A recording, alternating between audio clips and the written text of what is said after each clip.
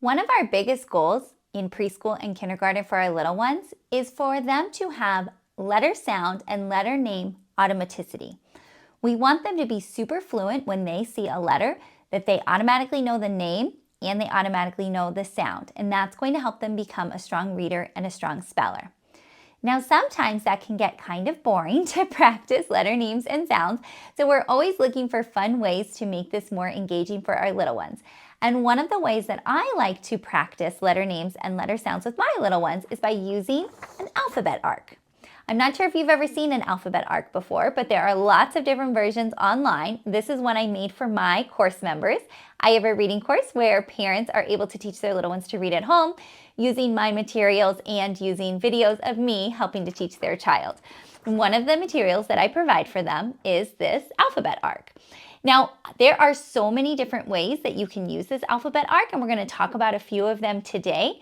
But I'm hoping that you can try to incorporate something like this when teaching your little one to read at home, because it is super fun. It helps promote that letter name and letter sound automaticity, and you can use it in a variety of ways. In case you're new here, my name is Erin. I'm from littleslovelearning.com. I'm a former classroom teacher, but I didn't actually know how to teach reading properly until 6 years after I left the classroom. I have been on a journey learning all about the science of reading and learning about brain science in order to help share with you the best ways to teach your little one to read. That is my mission, that is my goal, to make sure that all kids learn how to read correctly, and they can do that even before kindergarten, which is pretty amazing. So today we'll talk about one strategy for helping them learn how to read, the alphabet arc. So let's talk about different ways we can use this alphabet arc. First, we can have our little ones take letters that we have, magnetic letters or refrigerator letters, and we can have them match the letter to the letter on the alphabet arc. My favorite letters are these magnetic letters from Junior Learning. I will link them down below. But these are really great because your little one can match up either lowercase to lowercase or uppercase to lowercase or uppercase to uppercase. It's totally up to you because you can have an alphabet arc with lowercase or an alphabet arc with uppercase. But having them match the letter to the letter is really great for letter identification. You can ask them to say the name or the sound or both when they're doing their matching. So that's one great way to use this. What I really like to do though is I really like to use this to practice spelling.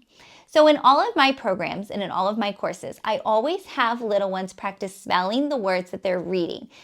I really believe, especially at this age in preschool and kindergarten, that any word your child can read, they should be able to spell as well. There's no reason for spelling to lag behind at this age. So we always practice spelling. So what I like to do is whatever letters that we have learned so far, I will have my little one put those letters on the alphabet arc to keep them organized. And then they will use those letters to spell words. They will pull the letter from the alphabet arc down here onto the cloud, and they will spell the words. And then they can put the letters back. It keeps it super organized, it keeps it super clean, and it helps them with their spelling. So I'm actually going to show you an example of that next so you can see this in action. Spell the word cat. K-A-T. Now change k to What's the new word? Mat. Now change t to g. What's your new word?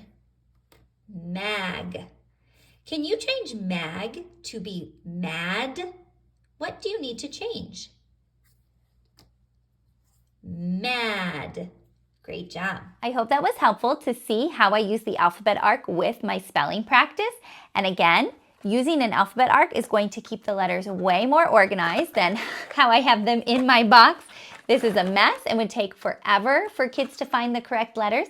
So keeping them on the alphabet arc keeps everything very organized. Another way you can use the alphabet arc is by only putting a couple of letters on the arc. So in this example, I have letter A, M, N, and Z, and everything else is blank. So for this, a little one would actually have to practice alphabetical order and place the letters on the alphabet arc on their own. The only hints they have are the first letter and the last letter in the alphabet, and then we put M and N because those always go at the top of the arc. So then they would have to fill in on their own. This is really helpful for alphabetical order. This is really helpful for letter name fluency and letter sound fluency. This is definitely a more advanced activity, but I know with practice, your little one could do it. Something else I like to do with an alphabet arc is actually use it to practice digraphs. So digraphs are two letters that represent one sound. I have a video all about digraphs that I will link down below. But basically, when I am teaching digraphs with little ones, I always teach certain digraphs in the beginning, especially when they're in kindergarten. So I put them on my alphabet arc all around here. And the letters that I prefer from Junior Learning that are linked down below, they actually have the digraphs together on yellow, and they are together. It's one magnetic letter, so you can't pull them apart, which is really awesome because I want my little ones to know that when SH are next to each other, it's one sound, shh. So they can put that on their alphabet arc. They can match up the digraphs with the digraphs. And then I can also use the digraphs, have the little ones practice pulling them down while they're saying the sound, or I can use this while we're practicing spelling and have them pull the digraphs down and then spell the rest of the word, such as shut or chat or something that includes a digraph, but then it helps keep the digraphs organized. So that's why I like to use this alphabet arc as well. So let me show an example of this one in action. Which digraph spells shh? That's right, S-H, shh. Which digraph spells k? C-K, k. Which digraph spells ch? C-H, ch. I hope that was helpful to see the example in action. And there's one more way that you can also use these alphabet arcs is you can actually use them to have your little one practice their handwriting and write their own letters on the arc. So you can either use one like this where it already has the A, the M, the N, and the Z, so it helps them space it a little bit better, or you can just have them fill in their own letters while they're practicing their alphabet. That's really important because as we're teaching letters to our little ones, we want to make sure that we're also teaching proper handwriting. They need to know the correct strokes for the letters, so that actually helps them remember the letter name and sound, and it's also going to help them with their writing and their spelling later on. So you can also use an alphabet arc to practice handwriting.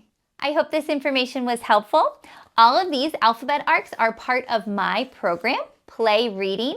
This is a course I have designed for parents so that they can teach their child to read at home. It includes all of the printable resources you need, as well as videos of me introducing letter names and sounds, introducing handwriting and heart words, and all of the things so that we are working together to teach your child to read. If you are interested, the link is down below. You can read all about that course, and then you could get your alphabet arcs in there. If you have any questions about what I share here or anything else, please comment down below or find me over on social media. I'm at Littles Love Learning blog. You can also head to my website, littleslovelearning.com, and find out more information. And if you have questions, please reach out so that I can support you and cheer you on as you are teaching your little one to read. Until next time, happy learning. Bye.